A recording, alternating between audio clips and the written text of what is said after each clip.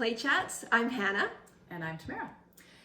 And today we're going to talk about what is an adult's role in child's play. Something that can be a bit confusing sometimes. Yeah, I talked, with all this talk about play, what I'm seeing is that a lot of adults feeling guilty. A lot of guilt because they feel like they then should be playing with their kids. Yeah. And it's a misunderstanding of that. Yeah, absolutely. Because that's actually, it is important that we connect with our children and that we, spend time with them, and that may look different. It might be while you're doing the dishes, it might be reading to them, it might be playing a game, it might be taking a walk. But what we're talking here about the importance of play that the child is doing most of the time on their own. Yeah. They may be with their sibling and doing it beside them, or they may be with their siblings. Yeah. But it's the process of play that we are trying to figure out how to make room for. So it's a different kind of role we're looking at. Absolutely. So I think of myself as creating the space in which play will take root and stepping back. Facilitator. Yeah, like you're facilitating it. Creating a space because kids need this space to find their own play without adults hovering. We don't need to feel guilty that we're not playing with our children. I do not want to sit on the floor and have tea parties and play Playmobil with my children. It is not something I've ever enjoyed, and I'm vastly... Some people do, and that's okay too. Yes, some people do, absolutely, but it's not something I personally enjoy. Yeah. I spend hours a day reading to my children. I enjoy art with my children. Yeah, I dance with my children. I have different things. Do you see what I'm saying? I cook with my kids, but for me, my children's an imaginative world. When I was in it, they leaned on me. And when I was out of it changed it. And so it became about attachment. It became about your relationship. Yeah. And I want to create a space where my children, I'm off doing my things, and I'm, cooking or whatever I'm doing. They're finding their rhythm. And I think that we can let go of that and understand that children will be drawn to play what they need to play. Children will be drawn to, whether it's building forts or composing or, wrestling outside or Nerf gun wars or building houses. They're going to be drawn to this, and we don't need to step into that world. Well, and I almost think we often, at least this has been my kind of temptation, so to speak, is we can actually turn play into something else.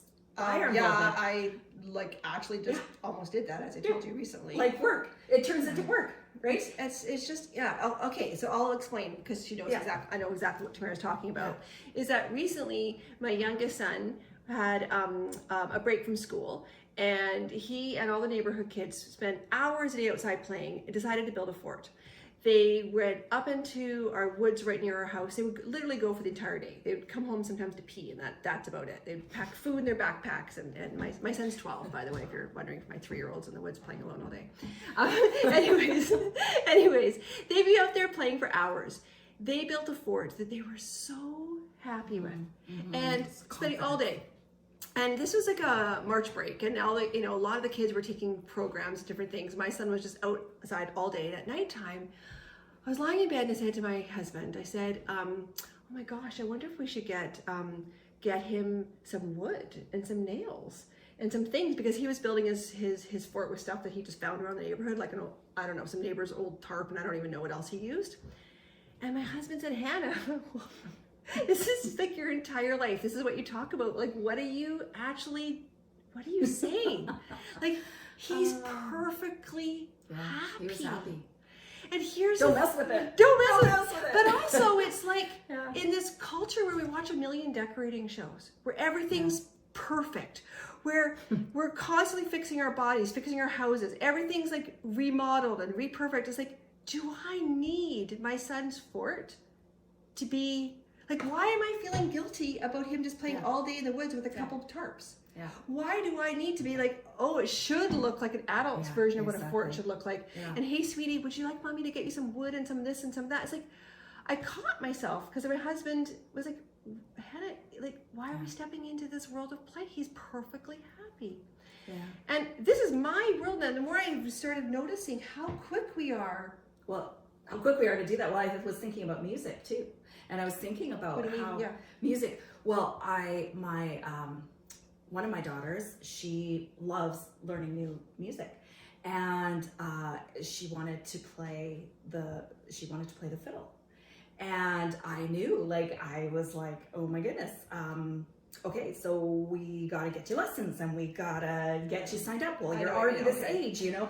And as soon as I got in there too heavy, pretty soon she didn't want to play it anymore, right? Because it became work. It became about performance. It became about doing it right. She just wanted to play with it. So I just had to kind of sneakily arrange to have someone there who could show her a few of the notes in a playful, fun way.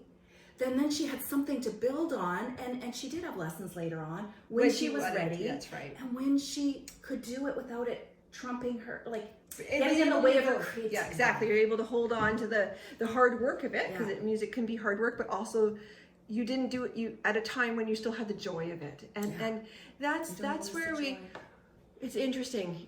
As parents and caregivers, we just need to remember this is a child's world, and we can just watch it Sometimes we just need to step back a little bit, which is hard. I know it's hard for me because I want to make it all better somehow, or make it the best it can be, when actually play will do that. Play will take care of itself. Play will take care of the child. Yeah. So, all right, we'll stop there. Yep. If you want to watch more of our videos, you can head to rethinkplayproject.com. Have a great week. See you then.